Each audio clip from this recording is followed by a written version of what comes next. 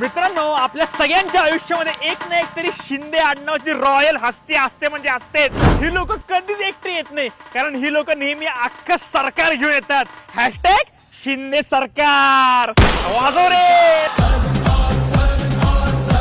ही लोक तुम्हाला सगळीकडे दिसतील. म्हणजे माझा मित्र शिंदे, माझा वकील शिंदे, माझा डॉक्टर शिंदे, माझा शिक्षक शिंदे, माझा आवडता नेता शिंदे, माझा आवडता गायक शिंदे. असं एक जागा नाही, असं एक काम नाही जे शिंद्यांनी आजपर्यंत केलं नाही. कडक.